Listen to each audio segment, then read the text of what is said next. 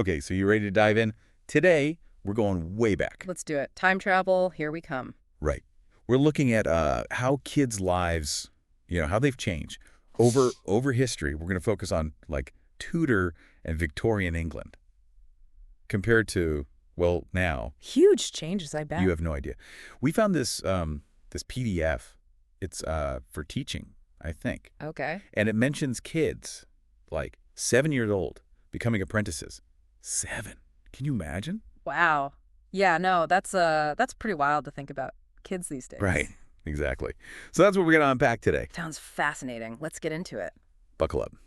So the first thing that jumps out from this PDF is just like how different life was back then. I mean, for everyone, but especially for kids. Yeah, absolutely. You know what I mean? One of the biggest things is, well, kids just didn't live that long. I mean, many of them. Yeah, disease was everywhere. Oh, Right? yeah, smallpox, cholera, even the plague in some places. And on top of that, poor harvests meant a lot of kids were malnourished, so their immune systems... Couldn't fight back. Exactly. It's a stark contrast to, well, today, obviously.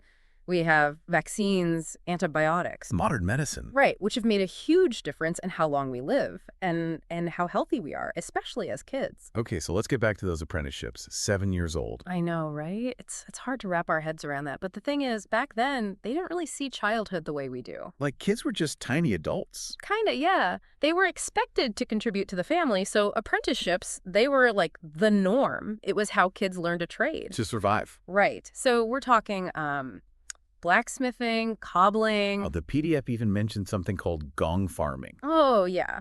Let's just say it involved dealing with human waste. Oh, yikes. Not the best job. Definitely not, but it shows you how tough things were. Now, things did start to change, especially during the Victorian era. Yeah, the PDF talks about Lord Shaftesbury. Right. He was a big deal, a social reformer. He Yeah. really pushed for change, especially when it came to working kids. He wanted them to have education. Like, he was saying, hey, these kids deserve better. Exactly. He saw how hard their lives were, and he fought for better working conditions, fewer hours. So he wasn't just talking. He actually got things done. He did.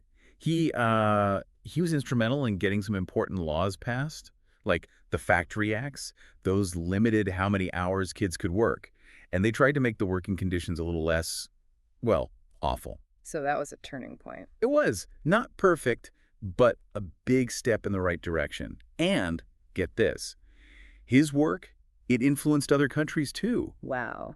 Real impact. Okay, so we've talked about, disease and work. But the PDF also mentions something kind of fun fairs. Oh, yeah. And it's interesting to see how those have changed, too. Like, in Tudor times, fairs were mostly about, well, religious stuff. Celebrating saints, they'd have jesters and archery. By the Victorian era, it was more like what we think of now. Yeah, swing boats, carousels, that kind of thing. And then, boom, theme parks. Thanks to technology. Yeah. It's amazing how leisure and entertainment have changed right alongside childhood, right? It's not just about surviving anymore. It's about, like, having fun. Yeah. So we've gone from a time where, so many kids didn't make it past childhood where work was, like, their whole life to now. Where we have playgrounds, theme parks, and where, we focus on education and kids being well. It makes you wonder what's next, right? What will childhood be like in the future? Good question.